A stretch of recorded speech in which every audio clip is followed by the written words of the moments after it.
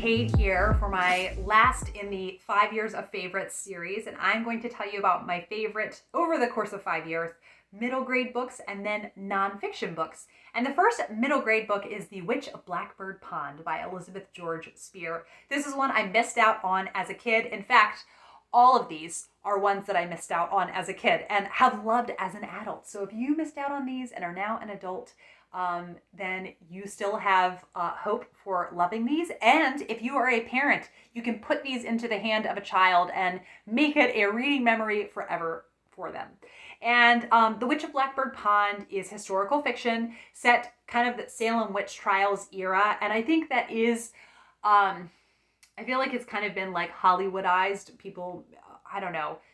I don't even know. It just seems like something that people love to have things set then and maybe make it more dramatic than it was. I don't really know, but it's a time that really interests people. I fell in love with this book, and the main reason being the main character of Kit. She is narrating the story, and she has just moved from Barbados, where it is so much warmer than in Massachusetts, and to see the struggles that she goes through with kind of culture shock and kind of really finding the strength that she has within herself. It also has a sweet romance, so it is a middle grade book, but she is an older character, and I definitely want to reread it at some point. And next is Sweep by Jonathan Auxier. I read this for middle grade March 3 years ago, and it was amazing. It was amazing. It's historical fiction set in Victorian London, and it deals with kind of the horrors that child chimney sweeps had to live through, where they would have to crawl into these amazingly small spaces in chimneys. And it's horrific to think, what they went through. There is kind of a little bit of magic in this when one character has a piece of coal that becomes sentient, and the adventure takes off from there. It was very gripping. I read it in a matter of hours, and it was just such a lovely, lovely read that I definitely want to reread at some point. And the next one is Flora and Ulysses by Kate DiCamillo. Unpopular opinion, I love this book. I feel like it is not a well-loved Kate DiCamillo book, but I loved it. It is zany and larger than life. And I definitely, if you have seen Eloise at Christmas, it has the same vibes as that. Although it is a bit more quirky because Ulysses is the name that Flora gives to this squirrel that is accidentally sucked into Flora's mother's vacuum, her vacuum cleaner, and then the squirrel can kind of blurb its thoughts. So what is really fun about this book and made for a great read aloud that I did with Peter is it is mixed media. So some of it is graphic novel style, some of it is comic book, and some of it is just regular chapter book.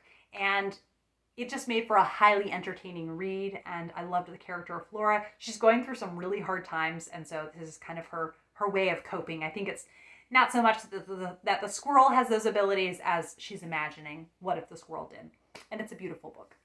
Then Pippi Longstocking.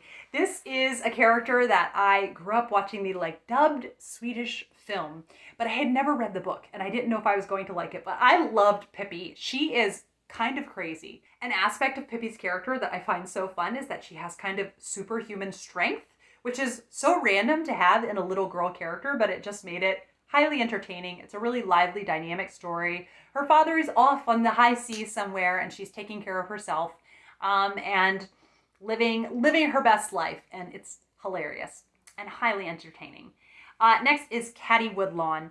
This is a really sweet historical fiction, and the character of Caddie shows such strength and such integrity in times that are really difficult. It also has a lot of humor in it. And yes, it was just a really compelling middle grade book.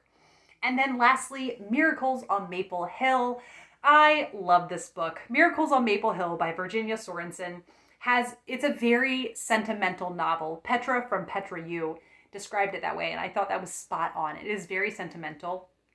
You're following a family as they're kind of trying to figure out the best way to help the father and the family cope after coming home from serving in the war. And he has lots of PTSD, and they end up having this opportunity to live at this house in the countryside and to see the delight they take in the wildlife around them. And also to see kind of the community come together at a time when people really need to work together to make everything work smoothly is really just so endearing. And it's a very endearing book. There are some kind of weird parenting choices that the parents make. And I know I had a Zoom discussion about this book during the month of March, and it was so fun to talk with other readers, but we all kind of thought some of the parenting, it was just a little weird. But we all enjoyed the book regardless of that. And then we move on to the nonfiction. I have 4 nonfiction books to tell you about. And the first is Eden's Outcasts by John Matteson. This was the first book that Megan Hannah and I read for the year of Louisa May. It was a dual biography of Louisa May and her father, Bronson. And I learned so much about the Alcott family and kind of the specific sect of religion that they were a part of. Bronson was a very, very frustrating person to read about because of the choices that he made, how it kind of really just put his family in dire straits financially. But it was a fascinating read. It was so gripping. And to learn about Louisa May, who wrote so many books, all while being chronically ill, was just amazing to read about. So I loved getting to see more into this family that, you know, I love and adore Little Women, but learning more about the background behind it was really lovely. And then The Pursuit of God by A.W. Tozer. This was, I mean, an astoundingly poignant book. Just going into the depths of what is just waiting there for you as a person of faith. And it was written so beautifully. I want to read so many more books by A.W. Tozer. This has been a couple years now, and I haven't done that. And I really want to go back and do that. So hopefully, not go back. I just want to do it now. I want to read more books by A.W. Tozer. He has written quite a lot, and I just found it such a loving and gentle book, but also challenging. And then a book that you have heard me talk about a fair amount, and that is Waterfalls of Stars by Rosanne Alexander. This book just sank into my soul, and it will never leave. It's so beautiful about the author's 10 years that she lived on the island of Skomer, and just how she felt immediately at home for a place she had never been to before, and just so bonded with it. Such a sense of place in this book. And you get to hear anecdotes about the puffins that are there sometimes, and the seals, and it's a great refuge for different wildlife during the cooler months.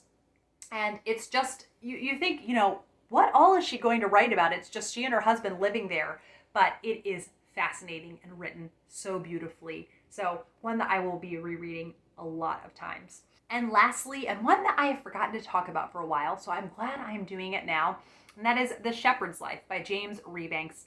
This is written by an English shepherd and telling you about the 4 seasons. He is a shepherd in the Lake District.